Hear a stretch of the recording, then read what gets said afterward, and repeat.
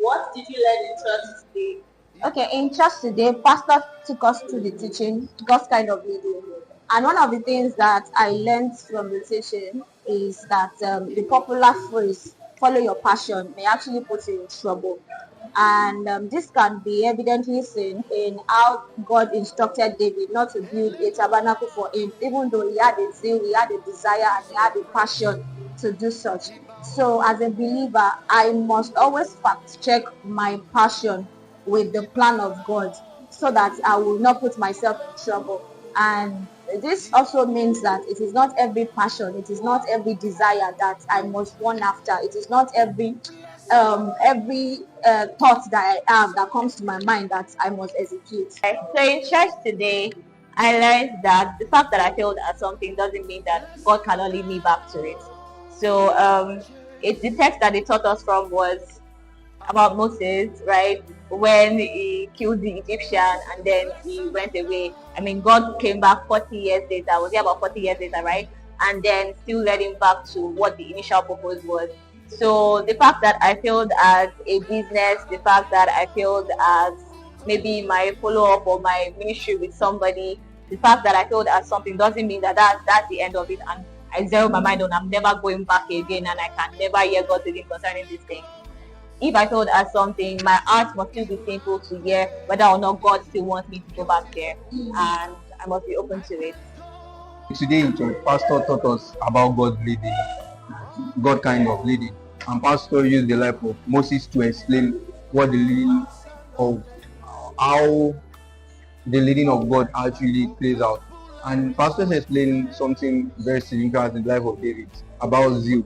Now then, Moses was zealous at first, so he went ahead to do what pleases him, what he led himself to do outside God leading. So Pastor explained to us that we should only have leading or apply leading when God has lead us.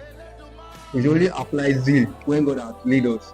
And I think then also taught us, I learned from the life of David also that David was passionate. He wanted to build the temple for God, but he wanted to build outside God leading because God did not ask him to build, but he wanted to build. But I didn't see that he was not able to do it. It was Solomon that later did it because God did not do it. And I think we learned that we're working with God, we have to be patient. We have to be so much patient in working. I like that. I also learned a lot from that. And that part where David wanted to build the temple, he was really passionate, right? But because God said he should not, he was able to submit his passion, to God's leading, and then just leave it for his son to build. So God's leading comes for our passion. One thing I also learned is the fact that God will not always tell us why he's leading us a certain way, right? Which means that many times while following God's leading, it may not make sense, right? And then it just means that we have to be at home with the fact that certain times when God is leading us, right, it may not make sense, but that doesn't mean God is not leading us. Okay, so in church today, I learned about God's kind of leading. And one thing we saw from Exodus chapter 18, verse 24, Pastor showed us this narrative that happened with Jethro and Moses, that's Moses' father-in-law and him. And we saw how that God, one way God leads us, is through godly counsel.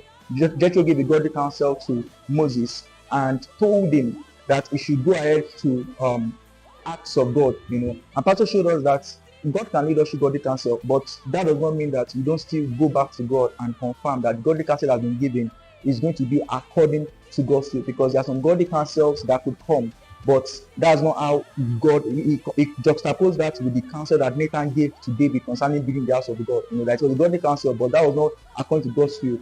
So the fact that godly counsel comes should not mean we should not still ask of God that to be sure that counsel is according to God's will.